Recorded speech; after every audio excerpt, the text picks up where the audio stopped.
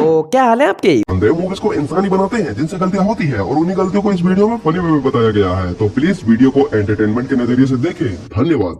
तो मूवी की शुरुआत होती है 1999 के प्लेन हाईजैक से, जहां अभी अजय साहब के दोनों हाथ पॉकेट में होता है, मगर सामने से देखने पे एक हाथ तो बाहर ही है। मैं 10 मिनट से अकेले में बात करना चाहता हूँ। आप सभी लोग अपनी अपनी आंखों की बटिया उतार सकते हैं और खिड़कियाँ खोल लीजिए। नहीं वाह भाई, क्या अकेले में बात की है, मतलब इनके कानों तक तो आवाज गया ही नहीं होगा ना। फिर यहाँ पार्लियामेंट वाले सीन में यहाँ पर दो बंदे हैं, जिसमें से एक इधर आ रहा, पर जब सामने से देखते हैं तो दोनों तो वहीं खड़े होते हैं। और अभी टेररिस्ट की गाड़ी ने इस बैरिकेड को पार कर दिया है, लेकिन पीछे से देखने पर फिर से पार कर रही होती है। अब इस सीन में यहाँ पर दो ही गिलास है पानी वाला, लेकिन अगले ही पल शराब की भी आ जाती है। अब अपना हीरो आ चुका है पाकिस्तान, जहाँ कुछ गुंडे इसको पीटते हैं। उसके बाद ये इस डस्टबिन के ऊपर पैर इधर सर उधर करके सो जाता है, मगर जब ये सुबह उठता है तो इसका सर इधर और पैर उधर हो जाता है। और अभी रणवीर ने रेड और चाचा ने ब्राउन कलर की टी शर्ट पहनी है, पर अगले ही पल चाचा ने तो वही कुर्ता पहना है, मगर रणवीर का तो टी शर्ट ही चेंज हो जाता है। और अभी हमजा को 1 साल से भी ज्यादा हो चुका है पाकिस्तान आए, लेकिन भाई की बॉडी जरा सा भी नहीं पिघली, मसल सब एकदम टनाटन है यार। मतलब ऐसी बॉडी मेंटेन करने के लिए बंदे जिम जाते हैं, कितने क्रिएटिन प्रोटीन खाते हैं, तब जाके मेंटेन होती है ऐसी बॉडी। पर जहाँ इसका गुजारा ही मुश्किल से हो रहा है, वहाँ ये मेंटेन कैसे कर रहा है भाई ऐसी बॉडी।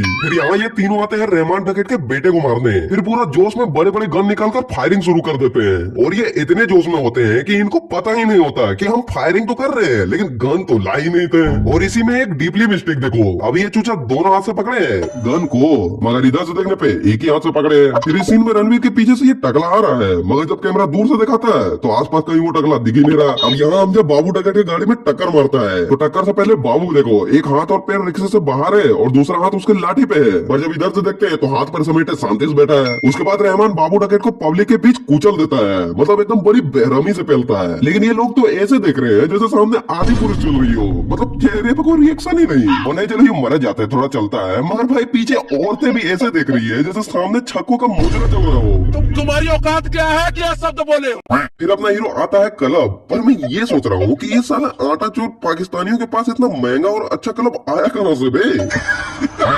फिर जोक सपाट, ये सिक्योरिटी हमजा को ये वार्निंग बोर्ड दिखाता है, जहाँ लिखा है ओनली कपल अलाउ है इस क्लब में। तो फिर ये वापस चला जाता है। लेकिन एक मिनट, अभी यालिना भी तो अकेले ही आई थी ना, तो उसको एंट्री कैसे मिल गई? अबे आवाज कहाँ से आ रही है बे, जबकि एक्सीलेटर तो घुमा ही नहीं रहा है ये। अब इधर हुई है क्लब में रेड और हीरो हीरोइन को लेकर भाग जाता है, पर ये चूतिया पुलिस वाले क्लब में इतने सारे बंदों को छोड़कर ये एक जोड़े के पीछे पड़े हैं, वो भी 4-4 गाड़ियां भर के भाई। नहीं मतलब कितने बल्ले हैं यार यहाँ के पुलिस। और आगे जाके जब बाइक का तेल खत्म होता है और ये रुकते हैं, तो अभी यहाँ पर कहीं भी कोई घर नहीं है, पर कैमरा क्लोज आते ही प्रकट और अगले क्षण वापस गायब भी हो जाता है। फिर बाइक में तेल भी आ जाता है और भाई ने सेल्फ को टच भी नहीं किया, फिर भी बाइक सेल्फ के साथ ही स्टार्ट होती है।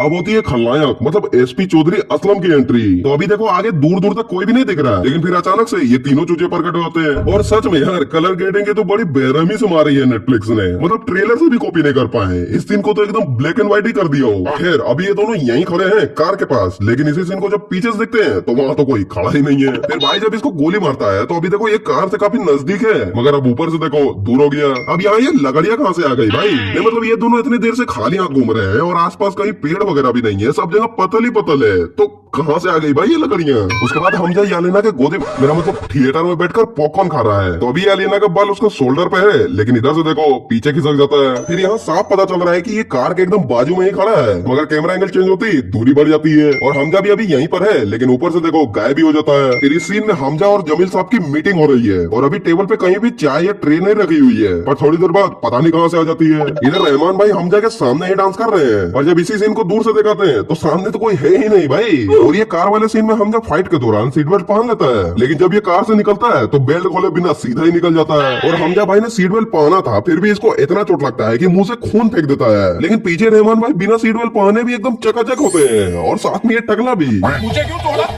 अब एक बड़ी मिस्टेक कि रहमान चूतिया है, मतलब जब इसको हमजा को मारने का मौका मिला तब ये गांड चाकू निकाल रहा था, वो भी जानवर का। और अब जब चौधरी असलम आ गया है और हमजा भी निकल के भाग गया है, तब ये गन निकाल रहा है। क्या गुंडा बनेगा रे तू?